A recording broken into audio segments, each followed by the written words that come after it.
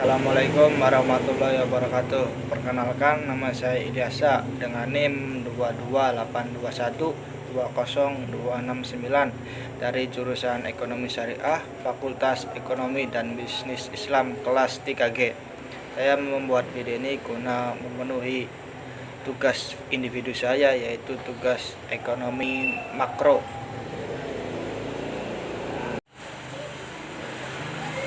Materi yang pertama yaitu pengertian kebijakan moneter. Kebijakan moneter ini merupakan salah satu kebijakan yang ditetapkan oleh pemerintah dalam perekonomian di suatu negara melalui bank sentral yang bertujuan untuk tercapainya perekonomian yang stabil. Adanya kebijakan ini untuk mencegah inflasi serta menjaga perekonomian suatu negara tetap stabil. Pemerintah dapat meningkatkan keseimbangan pengendalian stabilitas harga dan mengatur jumlah uang yang beredar di masyarakat dengan mempertahankan, mengurangi atau menambah uang yang beredar tersebut. Kebijakan moneter ini merupakan salah satu kebijakan yang ditetapkan untuk mengatur variabel keuangan seperti jumlah mata uang yang beredar dan suku bunga. Manajemen moneter Islam adalah manajemen yang mengatur keuangan atau moneter di suatu negara dengan mengacu pada prinsip-prinsip Islam.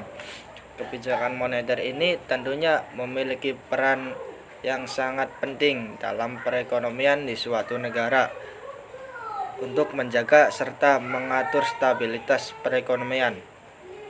Untuk menjaga kestabilan jumlah uang yang beredar, maka bank sentral memiliki upaya yang dilakukan, diantaranya menjaga kestabilan moneter. Salah satu bentuk dari kebijakan moneter yaitu adanya pengendalian uang yang beredar secara berlebihan, karena jika uang yang beredar semakin banyak, maka harga barang akan naik sehingga dapat mempengaruhi beli dalam masyarakat. Selain itu dapat memicu terjadinya inflasi. Selain itu, pernyataan lain pun menyebutkan bahwa kebijakan moneter adalah kebijakan yang merujuk pada tindakan dan strategi yang diambil bank sentral terkait pengaturan uang dalam perekonomian.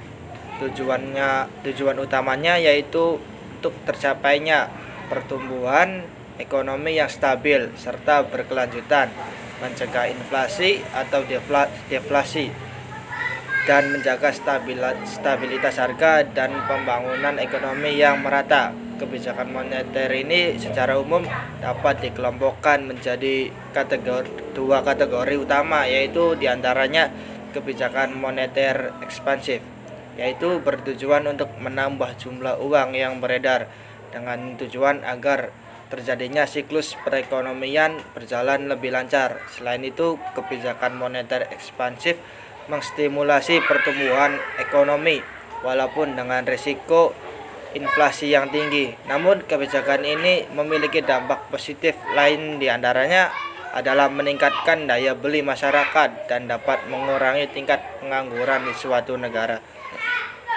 Yang kedua yaitu kebijakan moneter kontraktif. Kebijakan kontraktif ini merupakan kebijakan untuk mengurangi jumlah uang yang beredar di masyarakat dengan tujuan untuk menanggulangi tingkat inflasi yang sedang dalam. Materi yang kedua yaitu pandangan Islam terkait kebijakan moneter. Moneter dalam ekonomi Islam juga tidak hanya menekankan kepada equilibrium atau antara permintaan dan penawaran uang, akan tetapi juga untuk mengupayakan terjadinya pemerataan dengan prinsip keadilan. Dalam ekonomi Islam, Islam mengambil sikap yang sangat kuat pada reformasi kemanusiaan, pembangunan ekonomi yang seimbang atau peraturan sistem perbankan yang menciptakan ekonomi yang sehat dan menstabilkan nilai-nilai internal. Namun, untuk mempertahankan sikap rasional dan universal terhadap isu-isu ini, umat Islam juga memberlakukan pembatasan konsumsi secara kualitatif yang mana sesuai dengan fitrahnya manusia.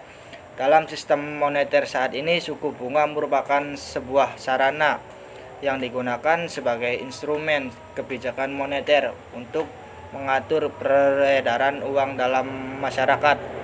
Tetapi di dalam Islam tidak memperkenalkan adanya instrumen suku bunga di dalam pasar. Tujuan utama dari kebijakan moneter syariah di sini lebih fokus pada menjaga sirkulasi sumber daya ekonomi. Sikatnya regulator harus memastikan adanya lembaga ekonomi dan instrumen keuangan syariah yang mampu menyerap potensi investasi publik. Oleh karena itu, kebijakan moneter dalam Islam dapat dipahami sebagai pengelolaan moneter berdasarkan nilai-nilai Islam yang bertujuan untuk menciptakan perekonomian yang stabil dan menguntungkan, yang memudahkan tercapainya tujuan pembangunan perekonomian negara. Tujuan lain dari kebijakan moneter dalam perekonomian Islam yaitu yang pertama, kemakmuran ekonomi dengan peluang lapangan kerja penuh, di mana kemakmuran ekonomi berarti terpenuhnya seluruh kebutuhan dasar manusia dari sudut pandang material dan moral, meningkatkan kesejahteraan dan mengurangi kesulitan dalam hidup.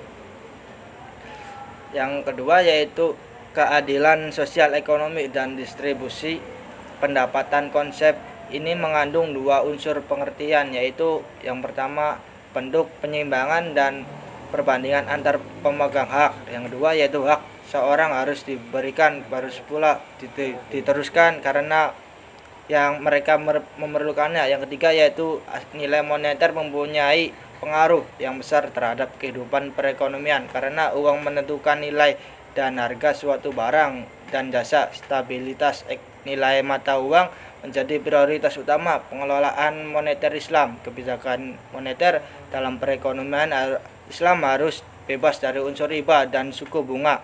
Di dalam Islam, riba bunga bank dilarang keras dalam Al-Quran, dan pengelolaan moneter dalam perekonomian Islam didasarkan pada prinsip bagi hasil menurut Imam Turmudi 2019. Kebijakan moneter dalam Islam didasarkan pada prinsip-prinsip ekonomi Islam sebagai yang pertama yaitu kekuasaan tertinggi pada Allah Subhanahu wa taala. Yang kedua yaitu manusia adalah pemimpin khalifah di bumi, namun mereka bukanlah penguasa yang sebenarnya.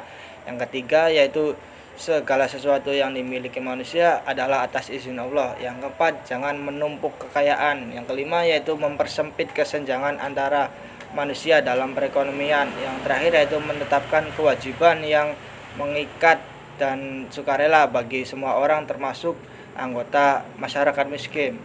Materi yang ketiga yaitu instrumen kebijakan moneter. Kebijakan moneter dapat dilakukan instrumen kebijakan moneter seperti yang pertama, operasi pasar terbuka atau open market operation. Yang kedua, fasilitas diskonto atau discount rate. Yang ketiga yaitu rasio cadangan wajib atau reserve requirement ratio.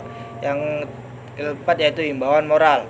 Sekian dari saya, kurang dan lebihnya mohon maaf. Wassalamualaikum warahmatullahi wabarakatuh.